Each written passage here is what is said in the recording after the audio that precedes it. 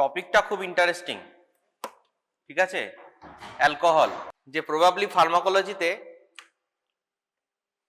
এই একটাই মেডিসিন যাকে নিয়ে একটা গোটা আলাদা চ্যাপ্টার আছে।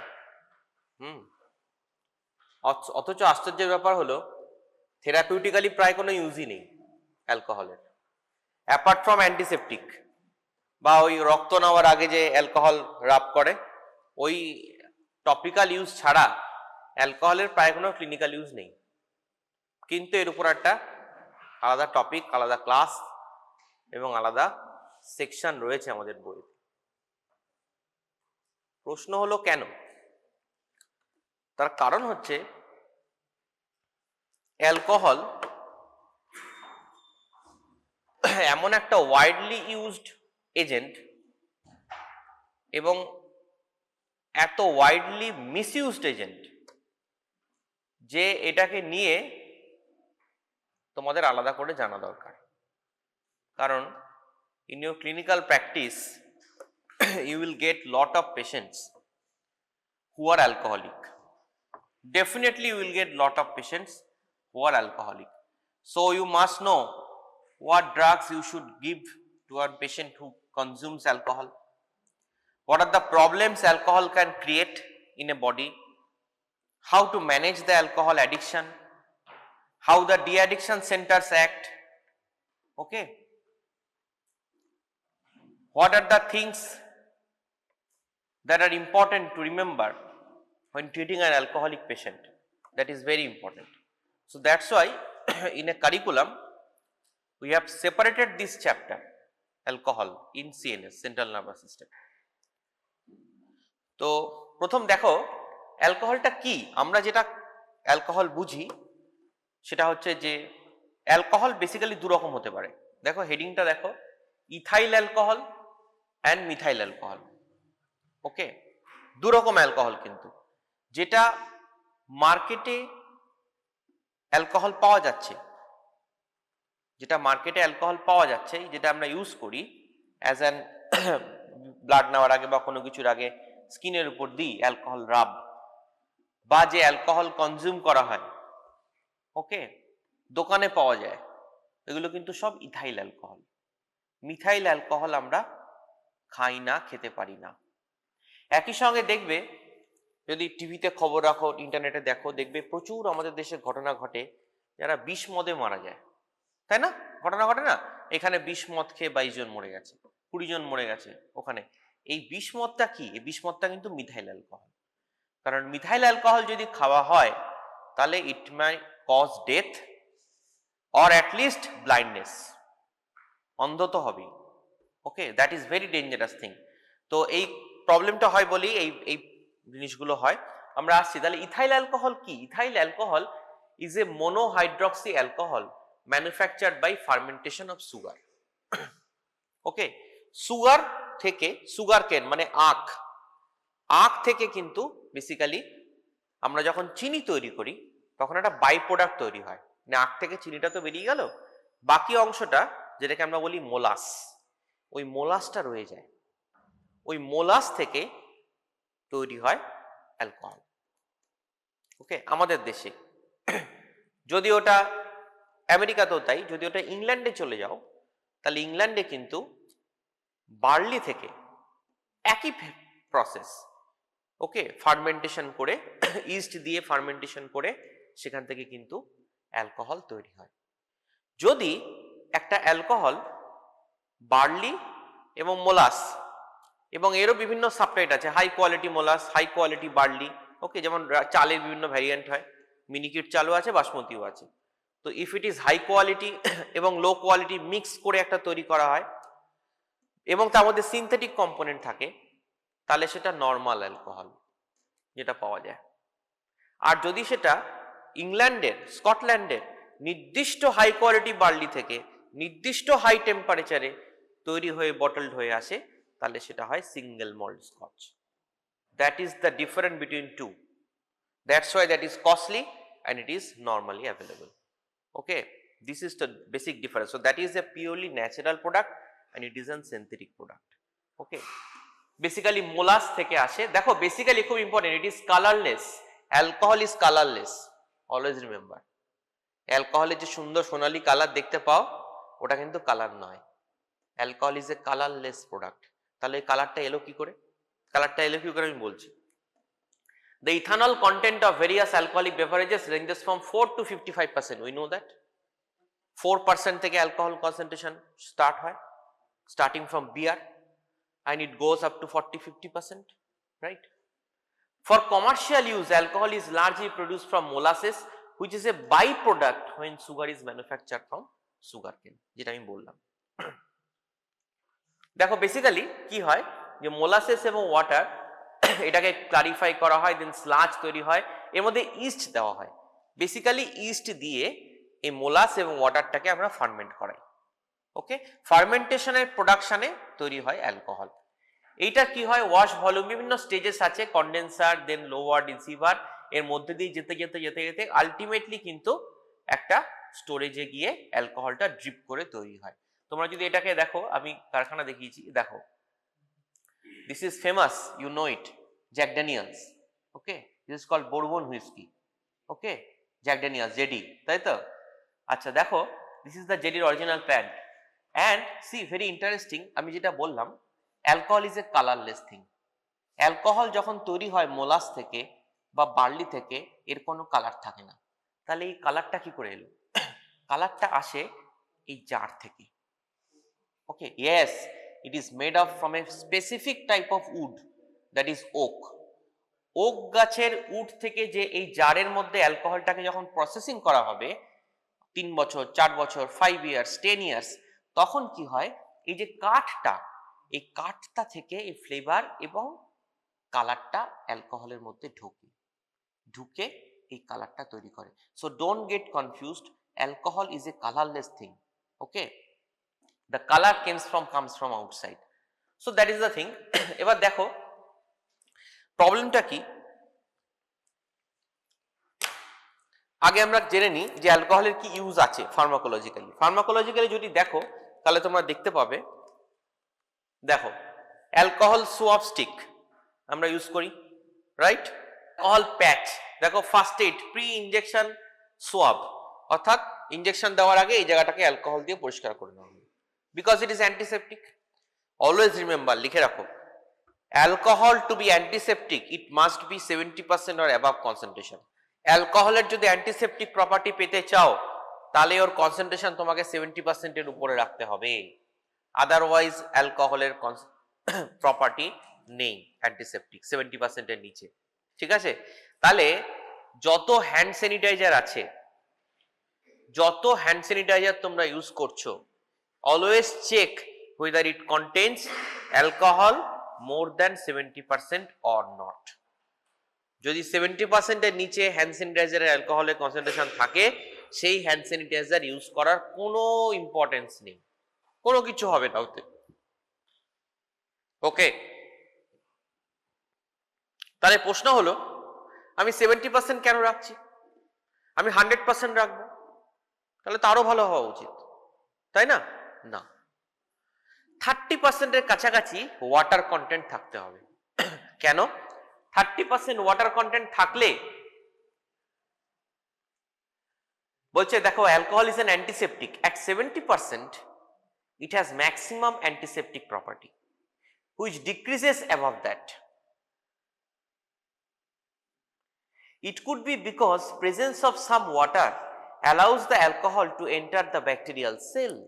অর্থাৎ জলের সঙ্গে কিছুটা মেশানো থাকলে ওই জলটা ব্যাকটেরিয়াল সেলে ঢুকবে, তার সঙ্গে সঙ্গে অ্যালকোহলটা ঢুকতে পারে, and kill the bacteria. It is not effective against spores. মনে রাখবে, হ্যান্ড স্যানিটাইজার যাতে অ্যালকোহল কন্টেন্ট 70% এর উপর আছে, সেটাও কিন্তু ব্যাকটেরিয়াল স্পোর যদি থাকে তার এগেইনস্টে কাজ করবে না, ইনএফেক্টিভ। অন্য কোন রকম অ্যালকোহল করা যাবে না, ওকে? অনলি ইথাইল অ্যালকোহল, মিথাইল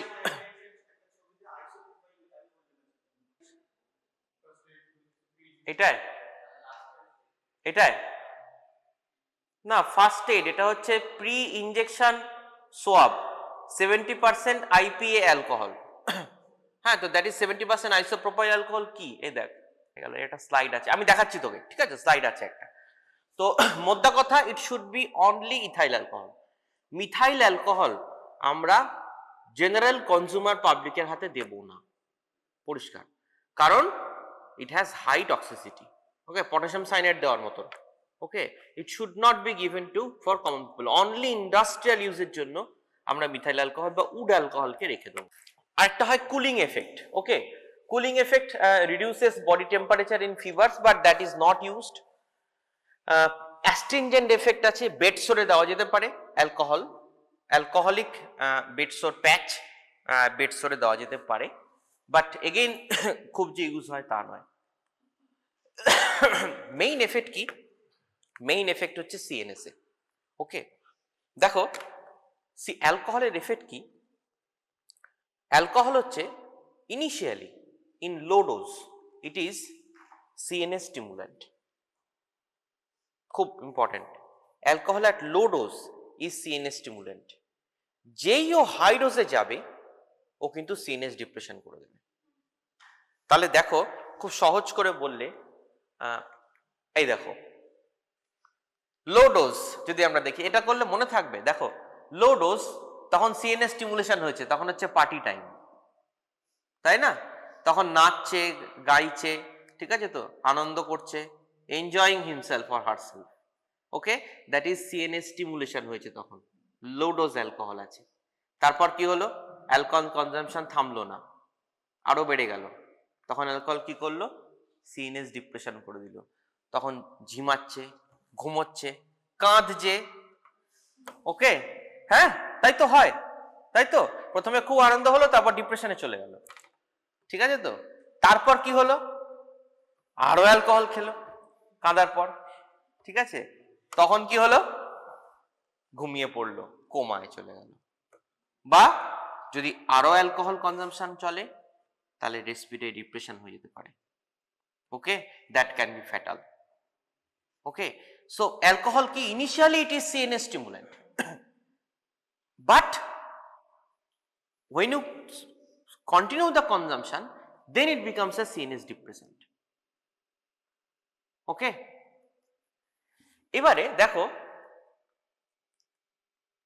তাহলে alcohol is a CNS stimulation at very low dose, then CNS depression. Small doses causes euphoria, relief of anxiety, and loss of social inhibitions.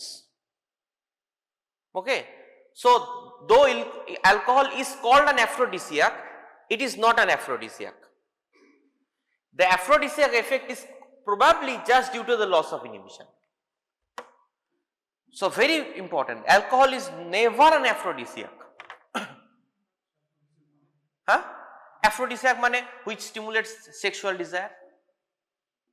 Any component that can increase sexual desire is called aphrodisiac. Okay, so alcohol is not an aphrodisiac. What it causes? It causes CNS stimulation and loss of inhibition. Okay, but again remember, eventually it will cause CNS depression. Okay, so moderate doses ki blunt the reflexes, impair muscular coordination and visual acuity, making driving dangerous. তাহলে দেখো, যেই CNS ডিপ্রেশনের দিকে চলে যাবে, তখন কিন্তু muscle impair, reflex impair হয়ে যাবে। তাহলে কি হবে? ড্রাইভিং করতে গিয়ে ডান দিকে ঘোরাতে হবে, যতক্ষণ ওর মাথায় আসবে ততক্ষণ রাস্তা ক্রস করে চলে গেছে। Okay, so that's why drink driving is very critical. Okay, when somebody has taken moderate alcohol, you should not, only in case of mild doses. In higher doses, mental clouding, impaired judgment, fine and precise movement, drowsiness, loss of self-control, stupor and coma. Okay, coma because it may eventually cause in very high doses respiratory depression. Okay, death is due to respiratory depression. Alcohol may precipitate convulsions in epileptic. So in epileptic patients, you must tell those patients, when you are treating an epileptic patient, you tell him that try to avoid alcohol consumption, because there may be seizure attack if you take in high doses. Okay, because it is CNS stimulant, and in seizure also we know that is increased CNS stimulation.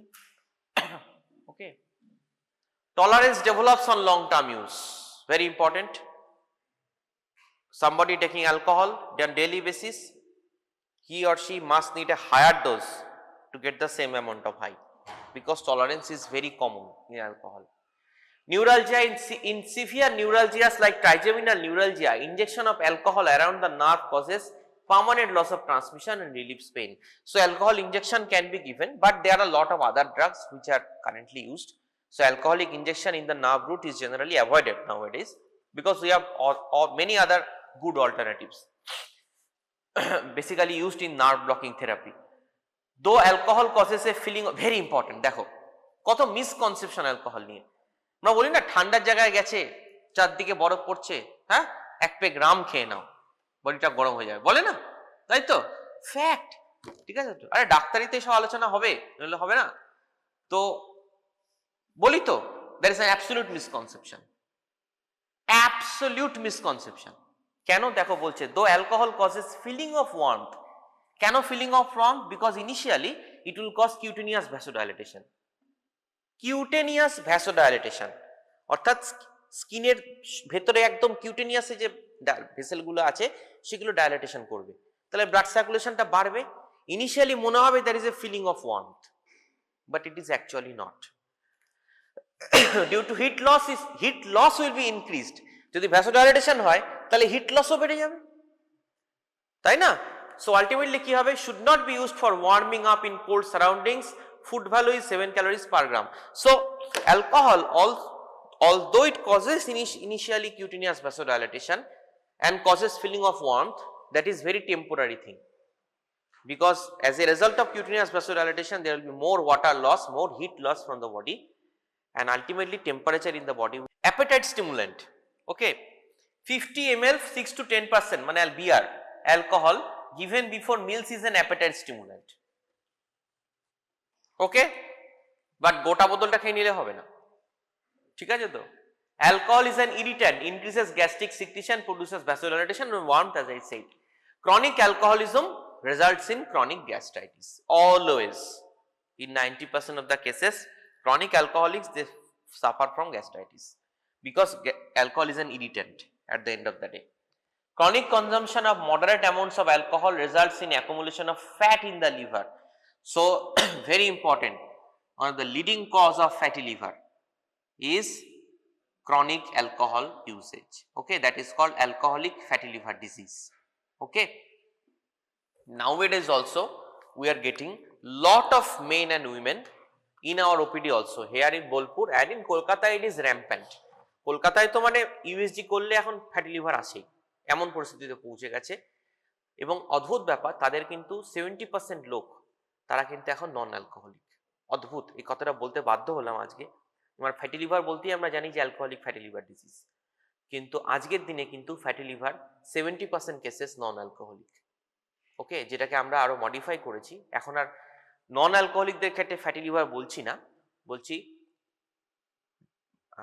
Modified non alcoholic steatotic liver disease, মানে metabolic non alcoholic steatotic liver disease, মানে একটা metabolic disorder যার ফলে লিভারে fat জমে যাচ্ছে। এবং metabolic disorder কেন হচ্ছে? Probably due to our lifestyle, okay, junk food, outside food, irregular timing, okay, lot of calorie food, these are causing this non-steatotic liver disease. So alcoholic liver disease is very common, but currently non-alcoholic liver disease is more common than alcoholic liver disease. Alcohol induces hepatic microsomal enzymes. Heavy drinking is associated with both acute and chronic pancreatitis, okay. So it can cause pancreatitis. Gastritis is very common, pancreatitis is less, but still happens. দেখো increases HDL and lowers LDL, but in low dose, okay. So low dose alcohol is cardiotonic, it's good for heart, but moderate dose and high dose is bad, okay. কেন? because it causes fatty acid accumulation in the body, okay. So chronic alcoholism has lot of problem, but low dose alcohol is cardiotonic. So 30 ml 2 or 3 days in a week, there are a lot of evidence that it's beneficial for heart, okay. but other problems arise. Okay, because people generally can't stop at that much, they continue to consume. Okay, that creates the problem. Another important alcohol খেলেই টয়লেটে যেতে হয়, তাই তো? কেন? Because alcohol is a diuretic. Okay, very important. It is a very naturally available diuretic. So example of a naturally occurring diuretic is alcohol. Okay, diuretic, so also antihypertensive. Okay, reduces stress, increases LDL, increases HDL, reduces LDL, so good for heart. Okay, but this diuretic property is due to decrease in the ADH release. So alcohol causes decrease in ADH release and causes basically diuresis or saluresis. Basically it releases fluid and less salt. Diuretic চ্যাপ্টারে ঢুকবো আমরা, March মাসেই class আছে দেখলাম, দারুণ interesting জিনিস। Diuretic, antihypertensive, এর উপরই গোটা ফার্মাকোলজি দাঁড়িয়ে আছে। So I will take the classes in March. Probably একটু আগে থেকে পড়ে আসতে পারো, read your textbook earlier, that will be very much helpful. Okay, very critical topic, but very কি বলবো, মানে বুঝতে পারলে জিনিসটাকে যদি গাছ করতে পারো, it's very rewarding in your clinical life.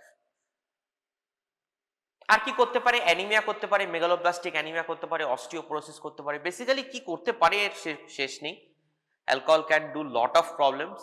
So basically you remember যে কয়টা জিনিস মনে রাখবে, সেটা হচ্ছে যে অ্যালকোহল আমাদের থেরাপিউটিক একটা ইউজ, বারবার বলছি, সেটা হচ্ছে টপিক্যালি বিফোর অ্যান ইনজেকশন আমরা অ্যালকোহলিক রাব ইউজ করি। আর কোথাও অ্যালকোহলের কোনো থেরাপিউটিক ইউজ নেই।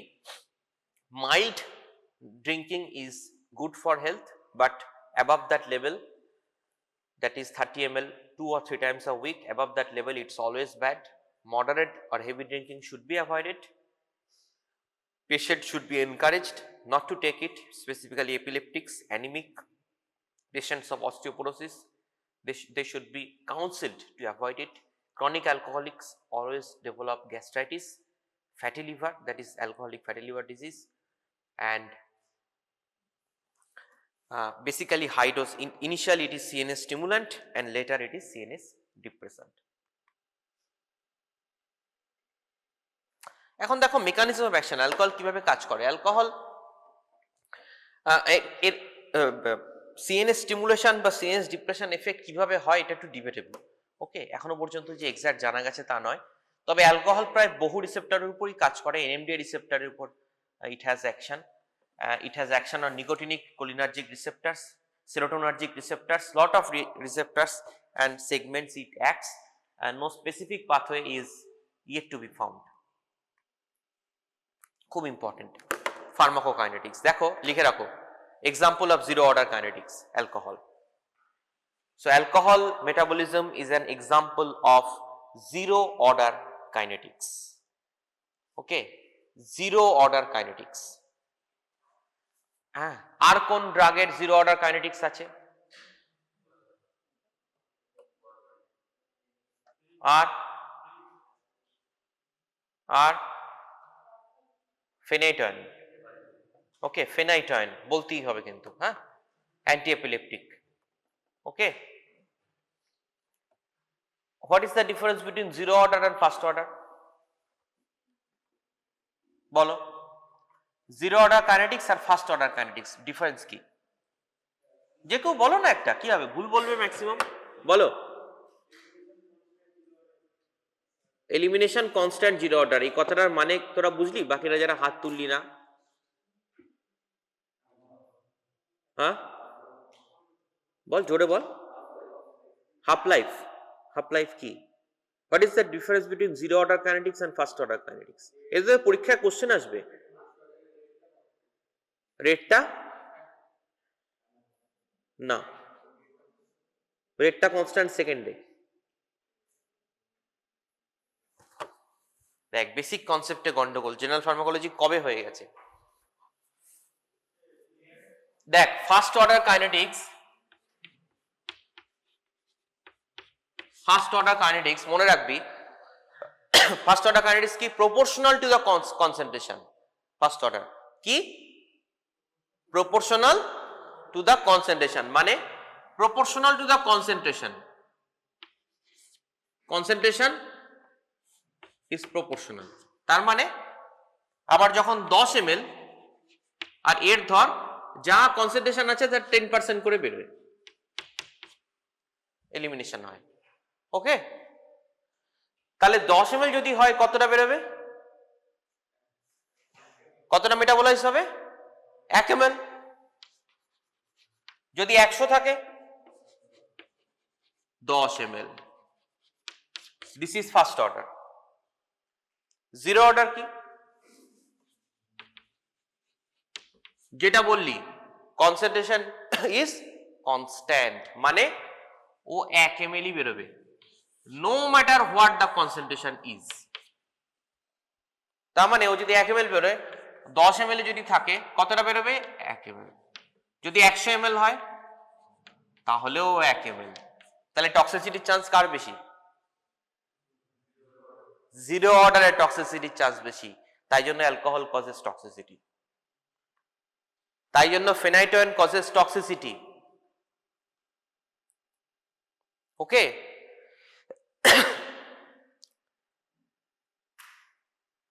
এই জন্যই একটা কথা এসছে, তোদের চ্যাপ্টারটা পরে পড়তে হবে, TDM, therapeutic drug monitoring.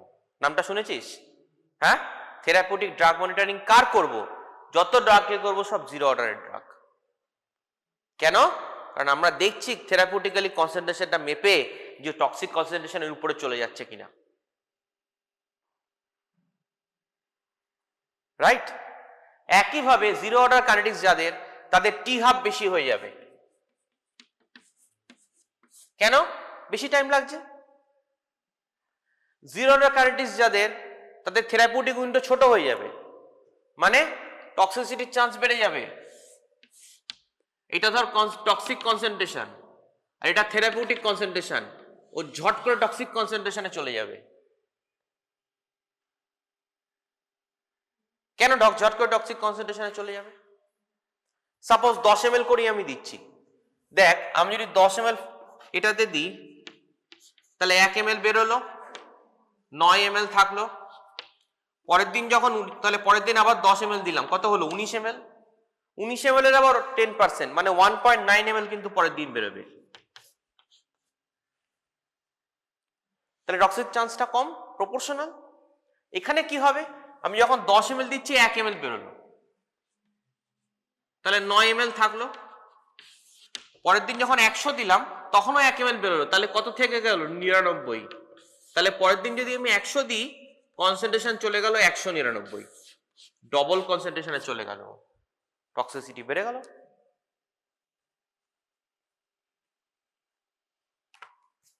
Got the point? তাহলে এই হচ্ছে ফার্স্ট অর্ডার আর জিরো অর্ডার। তাহলে alcohol always follows zero order kinetics. A constant amount is metabolized per unit time. Alcohol about 10 ml absolute alcohol is metabolized per hour. 10 ml করে absolute alcohol। দেখো alcohol কিভাবে metabolised হয়। Ethyl alcohol, alcohol dehydrogenase is converting acetaldehyde. Acetaldehyde is again broken down by aldehyde dehydrogenase to acetate, which is further broken down to CO2 and H2. ওকে, তাহলে দুটো enzyme কাজে লাগছে, একটা alcohol dehydrogenase, একটা aldehyde dehydrogenase. দেখো when higher doses are taken, blood alcohol rises significantly resulting in toxicity. It is excreted through kidney and lungs alcohol breath. যখন খুব high alcoholic একজন পেশেন্ট, হ্যাঁ সকাল সকাল দেখবে অনেকে আছে অ্যালকোহলিক যারা খেয়ে নেয়, বাংলা খেয়ে নিচ্ছে সকাল সকাল, হ্যাঁ থাকে না, বহু লোক আছে, বহু পেশেন্ট পাবে সকাল সকাল বাংলা খেয়ে নেবে, ঠিক আছে? তো তাদের দেখবে দুধ থেকে তুমি গন্ধ পাবে, কি পাবো কিনা? হ্যাঁ, কথা বললে গন্ধ পাবে। কেন কথা বললে গন্ধ কেন হবে? ও তো কিডনি দিয়ে বেরিয়ে চলে যাওয়ার কথা না, because high concentration of alcohol সেটা লাংস দিয়েও এক্সক্রিটেড হবে এবং তাই জন্য তোমরা গন্ধটা পাচ্ছ।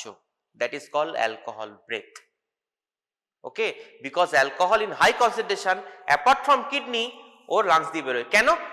বডি জিরো অর্ডার, বডি দেখছে আমি তো মেটাবলাইজ করতে পারছি না, এই কনসেন্ট্রেশন নিয়েই যাচ্ছে, তাহলে আমি বার করবো কি করে? কিডনি দিয়ে বেরোচ্ছে, ভাই লাংস দিয়ে ওকে বার কর। That causes alcohol breath. Okay, এবার দেখো অ্যাকিউট অ্যালকোহলিক ইনটক্সিকেশন। তাহলে একটা দেখো, এতক্ষণ আমরা পড়লাম, এবার দেখো তাহলে একটা পেশেন্ট তোমার কাছে এলো, যে তুমি হসপিটাল ইমার্জেন্সিতে ডিউটি করছো, তোমার কাছে একদম অ্যাকিউট অ্যালকোহলিক ইনটক্সিকেটেড হয়ে গেছে, পেশেন্ট কোমায় চলে গেছে, রেসপিরেটরি ডিপ্রেশন। তুমি কি করবে? প্রথম দেবে গ্যাস্ট্রিক লাভাজ। ওকে, তারপর কি করবে? তারপর দেখবে ABCD, airway, circulation, blood pressure, এগুলোকে দেখতে হবে, ইলেকট্রোলাইট ইমব্যালেন্স। দরকার পড়লে ডায়ালিসিস করে দাও, হিমোডায়ালিসিস করো। হাইপোগ্লাইসিমিয়া যদি হয়ে যায়, নিডস গ্লুকোজ দাও, কারণ ক্রনিক অ্যালকোহলিকদের ক্ষেত্রে অনেক সময় সিভিয়ার গ্যাস্ট্রাইটিস, হাইপোটেনশন, হাইপোগ্লাইসিমিয়া হয়। তাহলে হাইপোগ্লাইসিমিয়া যদি থাকে সিবিজি চেক করো, সুগার কম থাকে বাইরে থেকে ডেক্সট্রোজ দাও। আর কি দিতে হবে? Thiamine should be administered to prevent Wernicke's encephalopathy. Explain why, লিখে রাখো, পরীক্ষায় কোশ্চেন আসবে। Thiamine is used in treatment of alcoholics. Thiamine is used in the treatment of alcoholics. ঠিক আছে? কেন? লেখো, to prevent Wernicke's encephalopathy. To prevent Wernicke's, WERNICK'S, Wernicke's encephalopathy। তাহলে এটা গেল অ্যাকিউট অ্যালকোহলিক ইনটক্সিকেশন। যদি ক্রনিক হয়, অর্থাৎ এটা এই পেশেন্টও তোমরা পাবে যে পেশেন্ট কিন্তু অন্য কিছু সিমটম নিয়ে তোমার কাছে এসছে, কিন্তু এসে তোমাকে বলছে আমি কিন্তু রোজ রাতে মদ খাই। প্রেশার, আমার এই গত সপ্তাহে একটা পেশেন্ট দেখলাম, ব্লাড প্রেশার 180/120, ওকে, লিপিড প্রোফাইল 300-র উপর, ওকে, ডায়াবেটিক মানে মেটাবলিক সিনড্রোম পুরো হয়ে গেছে, ওকে, ফ্যাটি লিভার। তাকে সব ওষুধপত্র সব দিলাম, দিয়ে এসে লাস্টে আমাকে বললো আমি কিন্তু ওইটা ছাড়া তো আমি পারবো না। পরিষ্কার কথা, ঠিক আছে, আপনি যা করার ওটা বুঝে করুন, ঠিক আছে, একদম পেশেন্ট বলবে, এটাই বলবে পেশেন্ট, হ্যাঁ আমি বন্ধ করতে পারবো না, আপনি যে করো আপনি বুঝে নিন আপনি কিভাবে করবেন, ঠিক আছে। তো you have to face that. তাহলে তোমাকে জানতে হবে কোন ড্রাগ তুমি দিতে পারো, কতটা দিতে পারো, কি প্রবলেম হতে পারে তাকেও তোমায় এক্সপ্লেন করে দিতে হবে। ওকে, তো বেনজোডাইজিপিনের সময় যেমন বলেছিলাম, যদি মনে রাখতে পারো, যে পেশেন্ট কিন্তু বেনজোডাইজিপিনের মানে অ্যালপ্রাজোলামের সঙ্গে ওটাও খাবে।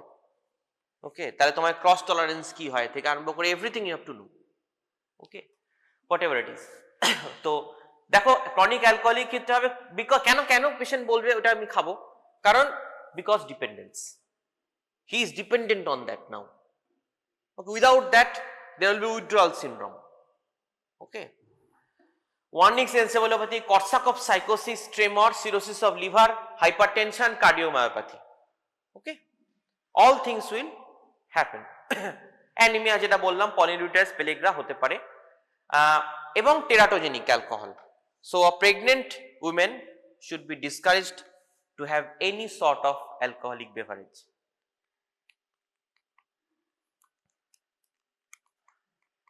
কি হলো?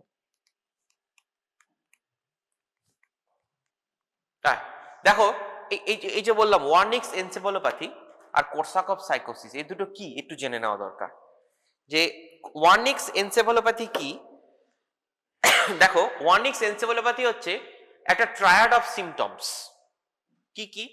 একটা হচ্ছে altered mental status or memory impairment, মানে পেশেন্ট কিছু বুঝতে পারছে না, অল্টার্ড স্ট্যাটাস, উল্টো পাল্টা অ্যান্সার দিচ্ছে, এক খুব কমনলি হয়, ঠিক আছে, তো অ্যালকোহলিক যারা। দুই কি? অকুলোমোটর অ্যাবনর্মালিটি, নিস্টাগম্যাস মানে জানো কি? র্যাপিড আই মুভমেন্ট, ডান দিক বাদিক চোখটা এরকম করবে, হ্যাঁ। নেক্সট কি? সেরিবেলার ডিসফাংশন, অর্থাৎ হাঁটতে পারবে না, এরকম করে হাঁটবে, দেখবে না অ্যালকোহলিক গেট, এরকম করে টেরা ব্যাকা হয়ে যায়, দ্যাট ইজ সেরিবেলার ডিসফাংশন। আর কি? ডায়েটারি ডেফিসিয়েন্সি, ওকে, পেশেন্টটা খেতে পারে না, গ্যাস্ট্রাইটিস আছে, ওকে, পেশেন্ট খেতে পারে না। তাহলে এই চারটের যদি তিনটেও বা দুটোও থাকে, তাহলে কিন্তু আমরা তাকে বলবো সেই পেশেন্টের ওয়ার্নিং সেন্সিবলোপ্যাথি হচ্ছে। আর কি হতে পারে? কর্সাকফ সাইকোসিস। কর্সাকফ সাইকোসিস কি? যে এর সঙ্গে দুটো জিনিস হয় অ্যালকোহলে, amnesia, that may be retrograde or anterograde. মানে what is anterograde or retrograde amnesia? মানে আগের দিনের ঘটনা ভুলে গেছে, হয় না? অ্যালকোহল হেভি ড্রিঙ্কার, গতকাল রাতে খুব ভালো আলোচনা হলো, সব কিছু সে বুঝলো, পরের দিন সকালে বলছে কি হয়েছে আমি তো মনে নেই। ঠিক আছে, কেন? সেই দিনের ঘটনাটা ভুলে গেছে। ওকে, তাহলে এইগুলো যদি এর সঙ্গে অ্যাড হয়ে যায় তাহলে সেটা বলবো আমরা কর্সাকফ সাইকোসিস। ওকে, তাহলে কি হতে পারে অ্যালকোহলিক্সদের? একটা হচ্ছে ওয়ার্নিং সেন্সিবলোপ্যাথি, একটা হচ্ছে কর্সাকফ সাইকোসিস। এটা প্রিভেন্ট করার রাস্তা কি? ওই থিয়ামিন, ভিটামিন বি12 অ্যাড করতে থাকা। কতটা থিয়ামিন, ভিটামিন বি12 অ্যাড করব? 500 milligram IV of thiamine 3 times daily for 2 days। Okay, dose তোমাদের না মনে রাখলেও হবে, এটা মনে রাখো এক্সপ্লেন হয়, কিন্তু তোমাদের এটা পরীক্ষায় অনেকবার কোশ্চেন এসছে। তাহলে দেখো, ওয়ার্নিং সেন্সিবলোপ্যাথি জেনারেলি কখন হয়? In acute stage and it is life threatening, and Korsakoff psychosis is basically happens in chronic state, clear consciousness but loss of memory. Okay, so that is the basic difference. Korsakoff is in chronic case and warning in more in case of acute cases. এবার দেখো, drugs used in alcohol dependence. এবার তোমরা যেটা আরেকটা জিনিস commonly পাবে সেটা হচ্ছে অ্যালকোহলিক ডিপেন্ডেন্সেস, হ্যাঁ, এবং রিহ্যাবিলিটেশন। অর্থাৎ অ্যালকোহল কি করে একটা ডিপেন্ডেন্স তৈরি করছে। দেখো, difficult to treat always because high chance of relapse. Patient আবার অ্যালকোহল খাওয়া শুরু করে কিছুদিন পর। Abrupt withdrawal, sudden cessation of alcohol in chronic alcoholics results in withdrawal symptoms including anxiety, প্রচন্ড দুশ্চিন্তা বেড়ে যাবে পেশেন্টের। ট্রেমর, দেখবে যারা ক্রনিক অ্যালকোহলিক, ধরো সন্ধ্যাবেলা একটা টাইমে খায়, ও রোজ খাবে, ঠিক আছে তো, এবার একটা দিন ওই টাইমে ও খেতে পারছে না, ঠিক আছে তো, ওর টাইম সাইকেলটা ক্রস করে গেছে, ওর কিন্তু হাত কাঁপবে। তুমি একদম দেখে বলে দেবে অ্যালকোহলিক পেশেন্ট। দেখবো অ্যাংশাস হয়ে গেছে, চারদিকে ঘুরে বেড়াচ্ছে টেনশনে, কারণ ও অ্যান্টিসিপেট করছে, ওর বডি ওইটা বায়োলজিক্যাল ক্লকটা। আর কি হচ্ছে? হাত কাঁপছে। এই যে অ্যালকোহলের উইথড্রলে হাত কাঁপা, এটাকে বলে ডেলিরিয়াম ট্রিমেন্স। ওকে, সো ডেলিরিয়াম ট্রিমেন্স যদি এপিলেপটিক পেশেন্ট হয়, এপিলেপটিক অ্যাটাক হয়ে যেতে পারে, প্রচন্ড অ্যাংজাইটি বেড়ে যাবে, ঘামবে, এগুলো হবে in case of alcohol withdrawal, এবং পেশেন্ট ভায়োলেন্টও হয়ে যেতে পারে। ওকে, এই যে খবর পড়ো না, বাড়িতে মারধর করে, অমুক করে, তমুক করে, বিকজ অফ বাড়িতে সমস্যা করে, তারা অ্যালকোহল খেতে দেয় না, তখন that person becomes violent. Okay, so all are withdrawal symptoms. Reduce threshold for seizure, so seizure attack may happen. কি করতে পারো? তোমার কাছে একটা পেশেন্ট এরকম এসছে যাকে বাড়িতে আর এরকম ঝামেলা করছে, খেতে দিচ্ছে না, বা যে কোনো কারণে টাকা শেষ হয়ে গেছে, খেতে পারছে না, ট্রিমেন্ডাস উইথড্রয়াল, পেশেন্ট কারো কথা শুনছে না, প্রচন্ড এজিটেটেড। হসপিটালে আমার নিজের চোখে দেখা, ডাক্তার পেশেন্টের মারামারি হয়েছে, আমার সিনিয়র দাদা, আমার এখনো মনে আছে, ঠিক আছে তো, ডাক্তারও হাত পা চালাচ্ছে, পেশেন্টও হাত পা চালাচ্ছে, ঠিক আছে তো, লাস্টে অন্যান্য পেশেন্টরা বেড থেকে উঠে এসে সাহায্য করলো, তাকে ধরে আবার বেঁধে শুয়ে দেওয়া হলো, বেডেই থাকতে পারছে না। তো পাশের অন্যান্য ওয়ার্ডের পেশেন্টরাও বলছে যে একে আক্রান, ঠিক আছে তো, এ আমাদেরই মেরে দেবে রাত্রিবেলা। তখন তাকে কি করা হলো? লাস্টে মিলে সবাই মিলে চেপে ধরে তাকে বেডের মধ্যে হাত পা বেঁধে রাখতে হবে, এটা ন্যাচারাল, এটাই ট্রিটমেন্ট, আদারওয়াইজ তাকে কন্ট্রোল করা যাবে না। তাকে বেঁধে কি করবে? তাকে একটা ডায়াজিপাম ইনজেকশন দিয়ে দাও, বেনজোডায়াজিপিন। তাহলে বেনজোডায়াজিপিন যদি দিয়ে দাও তাহলে কি হবে? তার অ্যাংজাইটিটা কমে যাবে, it is anxiolytic. CNS depression, সিএনএসটা হাইপার এজিটেটেড হয়ে গেছে, হাইপার এক্সাইটেড হয়ে গেছে, ডিপ্রেশন করে দেবে, পেশেন্ট ঘুমিয়ে পড়বে। এবং বেনজোডায়াজিপিনের সঙ্গে অ্যালকোহলের ক্রস টলারেন্স আছে, মানে both mimic each others action. তাহলে অ্যালকোহলটা বডি পেলো না, কিন্তু বেনজোডায়াজিপিনটা পেলো। Okay, to some extent it will have the same calming effect, so patient will sleep over and get over the thing. Okay, so treatment in case of withdrawal is benzodiazepine. আর কি দেওয়া যেতে পারে? ক্লোরডায়াজিপক্সাইড দেওয়া যেতে পারে। ওকে, তাহলে ট্রিটমেন্টে কি দেবে? benzodiazepine is first line drug, or you can use ক্লোরডায়াজিপক্সাইড also as benzodiazepine. ওকে, আর কি যা থাকবে? থিয়ামিন দাও, এরপরে পেশেন্ট ঘুমিয়ে পড়লে এবার তুমি চ্যানেল করে যা যা দাও দাও, থিয়ামিন দাও, কোনো গ্লুকোজ যদি কমিয়ে গিয়ে থাকে, সুগার, তাহলে সুগার দাও, এয়ারওয়ে, ব্রেথিং, রেসপিরেশন সবকিছু ঠিক আছে কিনা সেগুলো দেখে নাও।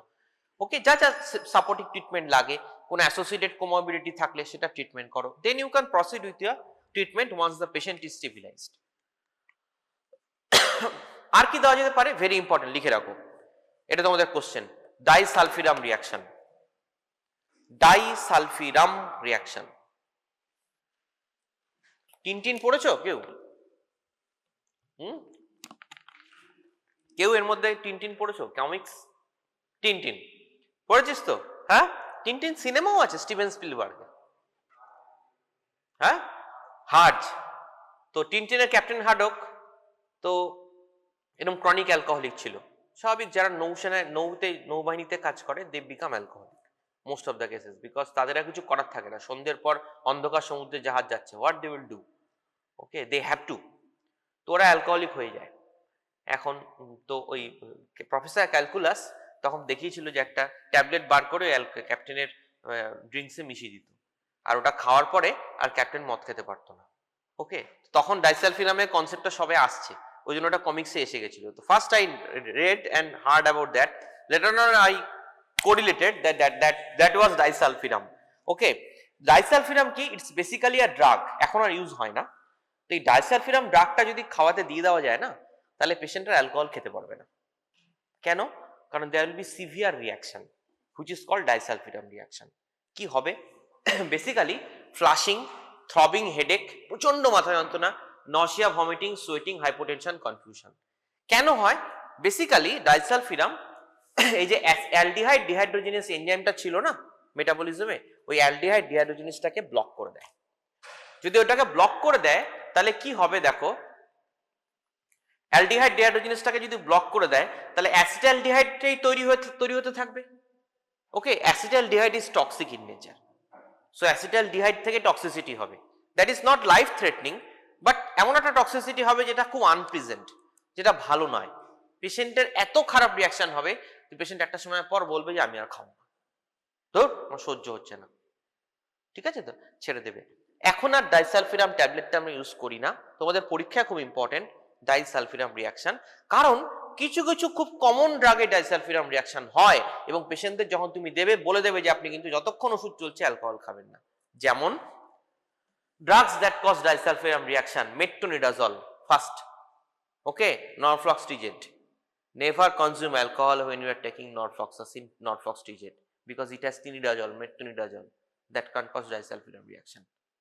ওকে, তাহলে ডাইসালফিরাম রিয়াকশন কি? Metronidazole, sulphonylurea, griseofulvin which is an antifungal, some cephalosporins, phenylbutazone and nitrofurantoin which is used in UTI. আমরা আসবো অ্যান্টিবায়োটিক চ্যাপ্টার, এগুলো সব পড়বে।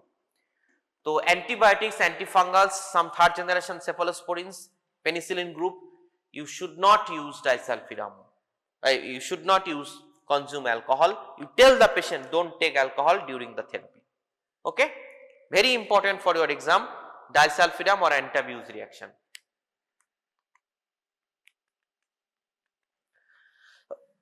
তাহলে একটা গেল অ্যালকোহলিক পেশেন্ট, তুমি তাকে ডাইজিপাম দিতে পারো।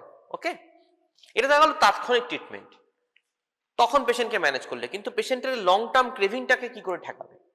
এর দুটো ড্রাগ আছে, একটা হচ্ছে কি ন্যালট্রিক্সোন, যেটা একটা ওপিওয়েড অ্যানালজেসিক, তোমরা হয়তো ওপিওয়েড চ্যাপ্টারে পড়েছো বা বলা হয়েছে ন্যালট্রিক্সোন। ন্যালট্রিক্সোনের কাজ কি ঠিকঠাক এর মানে কিভাবে অ্যালকোহলিকতে কাজ করে এটা বলা যায় না, কিন্তু ন্যালট্রিক্সোন কি? Basically it is an opioid analgesic, opioid antagonist, এবং thought to be useful in alcohol withdrawal. It reduces the alcohol craving and relapse. ওকে, ক্রেভিংটাকে কমিয়ে আনে। ওকে, আর কি করে? Clonidine, clonidine that is an antihypertensive alpha 2 receptor agonist which is also thought to be effective in case of alcohol dependence. Okay, আর কি? acamprosate, acamprosate is an NMDA receptor antagonist. It has been found also in the treatment of it has some effect in treating alcoholic craving or alcoholic dependence. তাহলে কি কি নামগুলো খালি মনে রাখবে, কোশ্চেনটা আসে treatment of alcoholic dependence, First is naltrexone. What other drugs? Clonidine you can use, and you can use acamprosate. Okay, এইটুকুই যথেষ্ট মনে রাখা। দেখো acamprosate's role in alcohol abstinence, দেখো restore neurotransmitter balance, modulate NMDA receptor, reduces withdrawal symptom and support the abstinence. Other drugs like ondansetron, baclofen, topiramate, rimonabant, these are also been used but not very much commonly preferred. Preferred drug are these three drugs as I told. এখন দেখো শুধু কি drugs এর ব্যাপার তা কিন্তু নয়। Alcoholic therapy, alcoholic যারা ক্রনিক অ্যালকোহলিক, দেখা গেছে শুধু ড্রাগে তুমি একটা ওষুধ দিয়ে ছেড়ে দিলে তাকে, পেশেন্টের কিন্তু রিল্যাপস হবে, পেশেন্টের কিন্তু ট্রিটমেন্ট কমপ্লিট হলো না, তোমাকে তার সঙ্গে সাইকোলজিক্যাল থেরাপিও করতে হবে।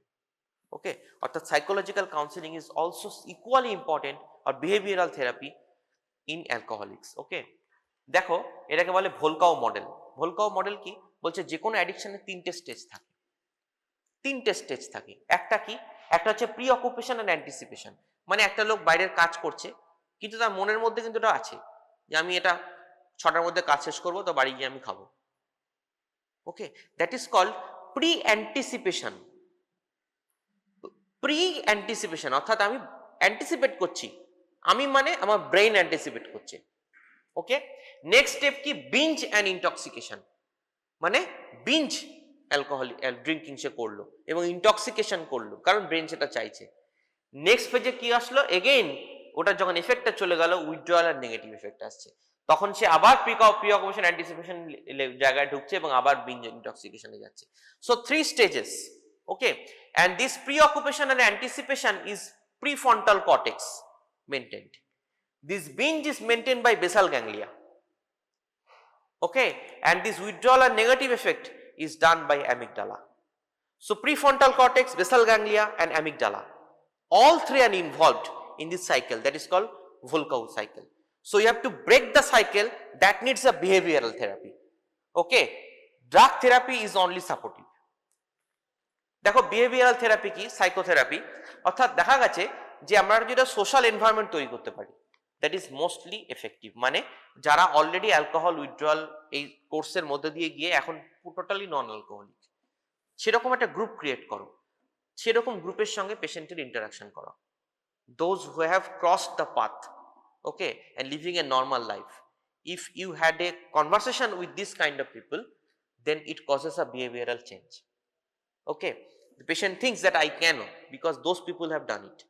Okay, so that is called find support in friends and family, consider behavioral treatment, try inpatient rehabilitation, join a supportive group. বিদেশে আছে Alcoholic Anonymous, it is international group, and Unity Service and Recovery, so AA. So it is a group where a patient who has successfully gone through the therapy and now non-alcoholic have a talk or a frequent chat with those person who is suffering from it. Okay, that creates a lot of positive impact. So AA, there is Alcoholic Anonymous. Okay, anonymous because the identity of all those persons are closed. Okay, not open in public. So that's all about ethyl alcohol. Methyl alcohol or wood alcohol ki, it is basically denatured ethyl alcohol. Okay, denatured ethyl alcohol. Okay, it has no therapeutic value. Ingestion results in methanol poisoning. Methanol can also be absorbed through the skin. দেখো এর সঙ্গে পার্থক্য কি, যে ethanol যেমন অ্যাসিটালডিহাইডে converted হচ্ছে by aldehyde dehydrogenase, methanol is converted to formaldehyde by alcohol dehydrogenase. Okay, formaldehyde is converted to, ওখানে ছিল অ্যাসিটিক অ্যাসিড, এখানে হচ্ছে formic acid. Okay, a formic acid is the most dangerous form, then toxicity is due to the formic acid. দেখো methanol, formaldehyde, formic acid, এখানটা question আসে, লিখে রাখো যে ethyl alcohol is used in the treatment of methyl alcohol poisoning. Ethyl alcohol is used in the treatment of methyl alcohol poisoning. Explain why.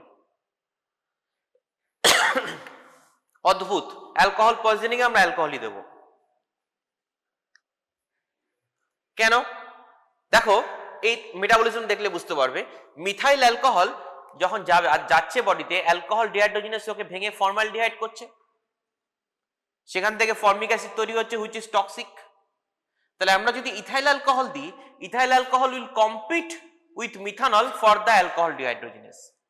তাহলে তখন কি হবে, ইথাইল অ্যালকোহল অ্যালকোহল ডিহাইড্রোজেনেসে বাইন্ড করতে শুরু করবে, মিথাইল অ্যালকোহল আর বাইন্ডিং সাইট পাবে না। তাহলে তখন কি হবে, ফর্মিক অ্যাসিড আর ফর্মালডিহাইড কম তৈরি হবে, so toxic effect will be slowly reduced. Okay, তাহলে explain why ethyl alcohol is used in the treatment of methyl alcohol poisoning. Very important for your exam. Formic acid has affinity for optic nerves and causes retinal damage resulting in blindness. তাহলে optic নার্ভের দিকে affinity আছে formic অ্যাসিডের, এবং ও কিন্তু retinal damage করে blindness করতে পারে। এই জন্য বিষ-মদ কাণ্ডে সব অন্ধ হয়ে যায়। Okay, because of this formic acid. The treatment কি? Correction of acidosis, protect your eye, একটা আই চেক আপ করিয়ে নাও পেশেন্টের, gastric lavage, BP, ethyl alcohol দিয়ে দাও। Okay, should be given immediately. It competes with methanol for alcohol dehydrogenase because of its higher affinity for alcohol dehydrogenase. So ethanol has higher affinity for alcohol dehydrogenase with respect to methanol. আর কি antidote কি আছে? Fomepizole. লিখে রাখো, antidote for methanol poisoning is fomepizole. Antidote for methyl alcohol poisoning is fomepizole. Okay, আর কি করতে পারো? হিমোডায়ালিসিস করতে পারো। Okay, that's it. তাহলে ক্লিনিক্যাল ফার্মাকোলজি কি? Metabolised by zero order kinetics, blood alcohol level rises disproportionately with higher doses. Microsomal enzyme inducer related drug interactions are likely in chronic alcoholics. Therapeutic uses are limited topically in bed sores for astringent antiseptic use. CNS depression followed by CNS stimulation. Long-term use of 3 to 4 drinks per day can cause serious hepatotoxicity. Thiamine should be administered to people consuming alcohol regularly to avoid Wernicke's and Korsakoff syndrome. Disulfiram naltrexone may help in overcoming chronic alcohol dependence. Metronidazole, sulfonylurea, graziofulvine, some cephalosporin, phenylbutazone, nitrofurantoin also have disulfiram-like reactions. Thank you.